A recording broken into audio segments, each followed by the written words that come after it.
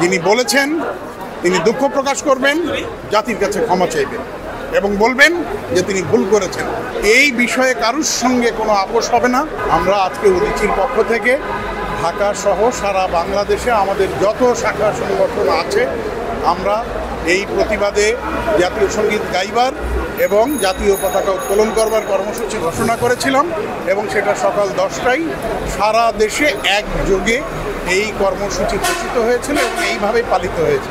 এবং আমরা বলতে চাই যে অসাম্প্রদায়িক বাংলাদেশ গড়বার যে মন্ত্র, সেই মন্ত্রে উজ্জীবিত হয়েই এই দেশ স্বাধীন হয়েছিল এবং জাতীয় পতাকা এবং জাতীয় সঙ্গীত নিয়ে কোনো ধরনের কোনো অবমাননাকর কোনো কথাবার্তা বা এটা নিয়ে কেউ যদি প্রশ্ন তোলে আমরা উদীচীর পক্ষ থেকে এটাকে প্রতিবাদ করতেই থাকব এবং এই বিষয়ে কারুর সঙ্গে কোনো আপোষ হবে না এবং আমাদের শেষ রক্তবিন্দু থাকা পর্যন্ত আমরা এই প্রতিবাদ করে যাব। এবং আপনারা জানেন যে কোনো আন্দোলন সংগ্রামে এবং যে কোনো ধরনের প্রতিবাদী কর্মসূচিতে উদীচী অগ্রগামী, উদীচী সবসময় এই কর্মসূচি অব্যাহত রাখবে এবং আমরা আমাদের সংস্কৃতি রক্ষার জন্যে, আমাদের জাতীয় পতাকা এবং জাতীয় সঙ্গীত রক্ষার জন্যে আমরা কখনোই পিছুপা হব না কর্মসূচি দিতে এবং যে কোনো কর্মসূচি গ্রহণ করতে। এবং আমরা সাধারণ মানুষকে নিয়ে এবং বাঙালি সংস্কৃতির উপরে যে কোনো ধরনের আঘাত, সেটা যে আঙ্গিকেই যেভাবেই যে কেউ করার চেষ্টা করুক না কেন আমরা প্রতিবাদ এবং প্রতিরোধ গড়ে তুলি।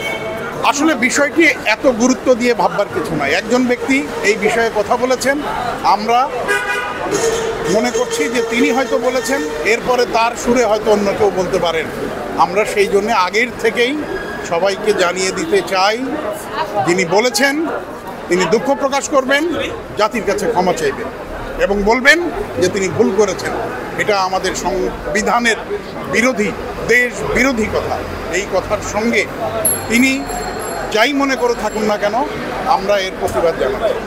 এবং এই বিশেষ বিশেষ সময়ে কিছু কিছু মহল থাকে যে তারা এই বিশেষ মহলে কিছু ফায়দা লুটতে চায় বা তারা সামনে আসতে চায়, তারা তাদের নিজেদেরকে পরিচিত করতে চায়। আমরা মনে করি এটি খুবই একটি তুচ্ছন্ন ঘটনা, কিন্তু এর মধ্যে দিয়ে তিনি নিজে বা যারা করেছেন তারা নিজেদেরকে সামনের কাতারে আনতে চান। আমরা সেই সুযোগ কখনোই দিব না। আমরা প্রতিবাদ করব। আমরা মনে করেছি প্রতিবাদ করা উচিত।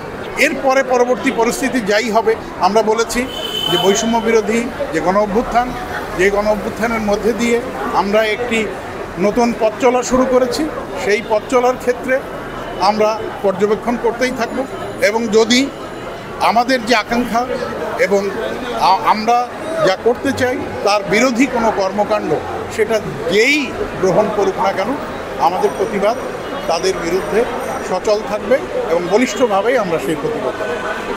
সংবাদ, ফিচার ও অনুষ্ঠানের জন্য ভিজিট করুন সংবাদ প্রকাশের ওয়েবসাইট এবং যুক্ত থাকুন ফেসবুক পেজ ও ইউটিউব চ্যানেলের সঙ্গে।